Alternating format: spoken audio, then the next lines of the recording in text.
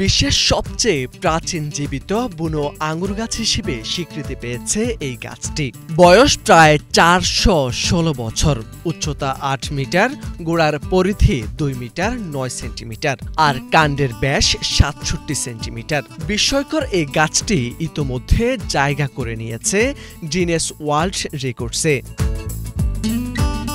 বিজ্ঞানীদের মতে সাধারণত আঙুর গাছ খুব বেশি হলে ৫০ বছর টিকে, অথচ এই অঞ্চলেই টিকে আছে ১০০ বছরের বেশি বয়সী ৬৪টি আঙুর গাছ। এটি প্রথম নজরে আসে চীনের চাংদু শহরের তৃতীয় প্রাচীন বৃক্ষ জরিপে। তিব্বতের পূর্বাঞ্চলে জুবা গ্রামে নির্জন উপত্যকায় দাঁড়িয়ে আছে এটি।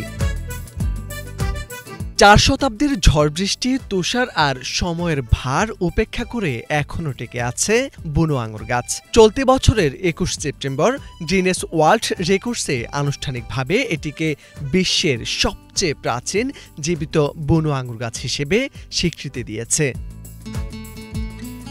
চীনের southwest forestry university wood science research laboratory বলয়বর্ষ পরীক্ষার মাধ্যমে গাছটির বয়স নিশ্চিত করা হয়। এর আগে স্লোভেনিয়ার মারিবোর শহরের বিখ্যাত দ্য ওল্ড ভাইন আঙুর গাছের বয়স ১৯৭২ সালের গবেষণায় ৩৫০ থেকে ৪০০ বছর বলে ধারণা করা হয়েছিল, কিন্তু তিব্বতের এই বুনো আঙুর গাছ সেই রেকর্ডকেও ছাড়িয়ে গেছে।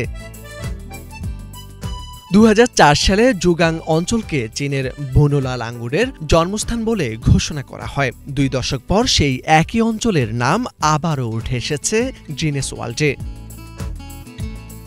বিজ্ঞানীরা বলেন, আঙুর গাছের বলয়বর্ষ শুধু সময়ের হিসাব রাখে না, বরং এটি স্থানীয় আবহাওয়ার ইতিহাস সম্পর্কেও ধারণা দেয়। কোন বছর ঠান্ডা ছিল, কোন বছর উষ্ণ ছিল, খরা বা বৃষ্টির অবস্থা কেমন ছিল, তাও আঙুর গাছের বলয়বর্ষ থেকে জানা যায়। মোর্শেদ আলম, বাংলা ভিশন।